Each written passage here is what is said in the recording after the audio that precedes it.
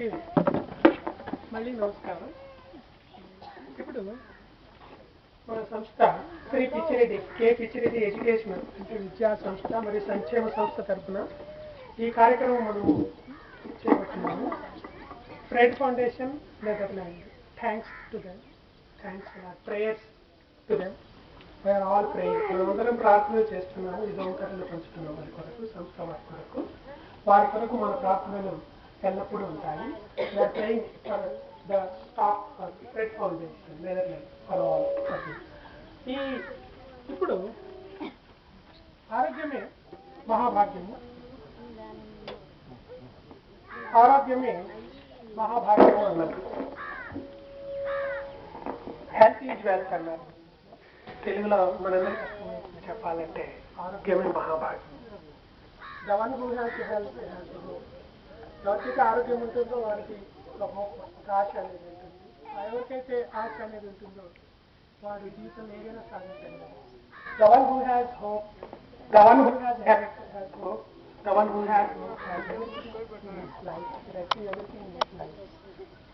ముఖ్యంగా మనం చూస్తూ ఉంటాం, మన చుట్టుపక్కల పరిసరాలు కంప చెట్లు ఉంటాయి, అవి గుట్టలు ఉంటాయి, అవి గట్టులు ఉంటాయి. అక్కడ నీరు నిలబడి ఉంటుంది. ఆ నీరు నిలబడి ఉంటే ఆ నీరు కుళ్ళిపోయి వాసన పడుతూ ఉంటుంది. మన పేడ గీడ చెత్త మనకి దగ్గరలో ఎక్కడైనా వేస్తూ ఉంటాము. ఆ పాట అందులో ముట్టుకుంటూ ఉంటాయి, అవన్నీ చిల్లాడుతూ ఉంటాయి. తర్వాత ఇక్కడ ఏదైనా పిల్లలు బయటికి తీసుకుపోయినప్పుడు అక్కడ దగ్గరలోనే అంత అక్కడ కూడా గలీజ్గా ఉంటుంది. ఇది చుట్టుపక్కల పరిసరాలు అపరిశుభ్రంగా ఉంటాయి. సరౌండింగ్స్ ఆర్ అంటే మన చుట్టుపక్కల పరిసరాలన్నీ కూడా అపరిశుభ్రంగా ఉండడంతో అక్కడ ఈగలు దోమలు చేస్తూ ఉంటాయి.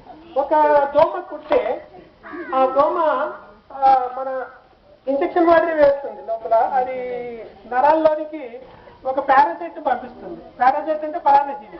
అంటే ఒక దోమలు ఎన్నో రకాలు ఉన్నాయి. అందులో ఒక దోమ మనకు మలేరియా దోమ ఉంది. దోమలు ఎన్నో రకాలు ఉన్నాయి.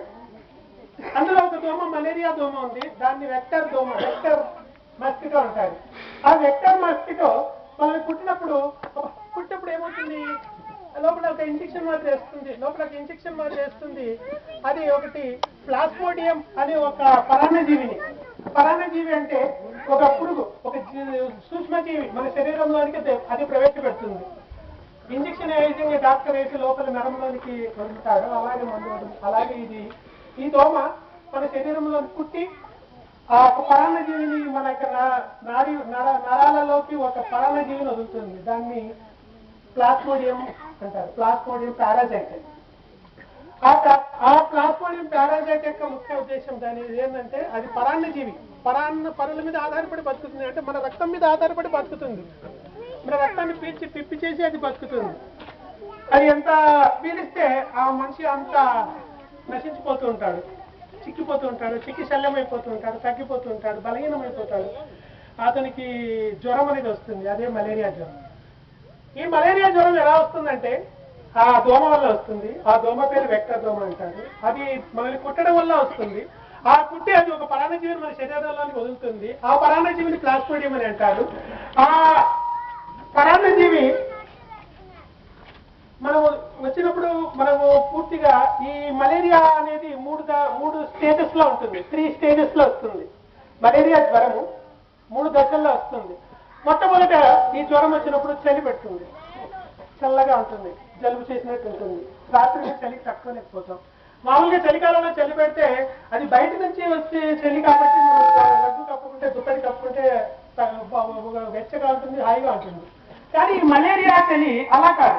మన శరీరం లోపల నుంచి అది పుట్టుకొస్తుంది కాబట్టి అది ఎన్ని రగ్గులు కప్పుకున్నా, ఎన్ని బెడ్షీట్లు కప్పుకున్నా అది మనం తట్టుకోలేము. గతగతగా వణికిపోతాం. ఒక 15 నిమిషాల నుంచి గంట వరకు ఆ చలి అనేది ఉంటుంది. చలి రావడము, తలనొప్పి వస్తుంది, తలనొప్పి రావడం, ఆంతి వచ్చినట్టు ఉంటుంది, తల తిరుగుతున్నట్టు ఉంటుంది. ఈ లక్షణాలు వ్యాధి లక్షణాలు, మలేరియా వ్యాధి లక్షణాలు. ఆ రెండో స్థాయికి చేరిందంటే జ్వరం వస్తుంది, టెంపరేచర్ పెరిగిపోతుంది, వాంతులు, జ్వరము, తల తిరగడము.